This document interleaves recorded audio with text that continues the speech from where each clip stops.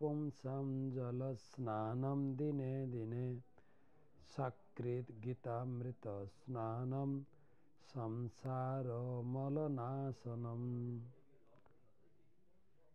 প্রতিদিন আমরা স্নান করে নিজেকে পবিত্র করতে পারি, কিন্তু কেউ যদি গীতার গঙ্গা জলে একবার স্নান করে তার সংসার জীবনের সমস্ত মলিনতা থেকে সে মুক্ত হয়ে যায়। আজকের গীতা পাঠ অষ্টম অধ্যায় অক্ষর ব্রহ্মযোগ ত্রয়োবিংশতি শ্লোক 23। যত্র কালে তনাবৃত্তিম আবৃত্তিম চৈব যোগিনঃ প্রয়াত জান্তি তং কালম বক্সামি ভরতর্ষভ। হে ভারত শ্রেষ্ঠ, যে কালে মৃত্যু হলে যোগীরা এই জগতে প্রত্যাবর্তন করেন বা করেন না, সেই কালের কথা আমি তোমাকে বলবো। ততক্ষণ ভগবান ভগবত ধামে ফিরে যাওয়ার উপায় স্বরূপ ভক্তিযোগের কথা বলেছেন।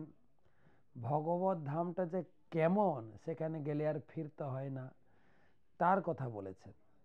এখন ভগবান বলবেন, এই শ্লোকে বলছেন আমি এখন বলবো, বক্সামি, আমি তোমাকে বলবো। কোন কথা বলবো জানো? কোন সময় মরলে কোথায় যাবে, দিনে মরলে কোথায় যাবে, যদি আমি রাত্রি মারা যাই আমার কোন দিকে গতি হবে।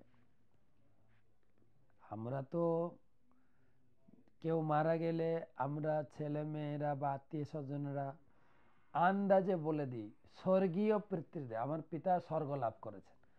আরে আমি বললে তো হয় না, স্বর্গে গেল কি নরকে গেল। তাই ভগবান এখানে বলবেন। আপনি ঘরে বসেও জানতে পারবেন আপনার দাদু পিতামাতা কোন সময় মরছে। দিনে মরলে কোথায় যাবেন, রাত্রে মরলে কোন দিকে গতি হবে। আবার শুক্লপক্ষ কৃষ্ণপক্ষের বিচার, শুভ দিনের বিচার, আবার দিনের বেলায় মেঘলা হলে বা পরিষ্কার থাকলে তার বিচার, রাত্রি অন্ধকার হলে বা জ্যোৎস্না রাত্রি হলে, তারপরে হবে উত্তরায়ণ দক্ষিণায়ন।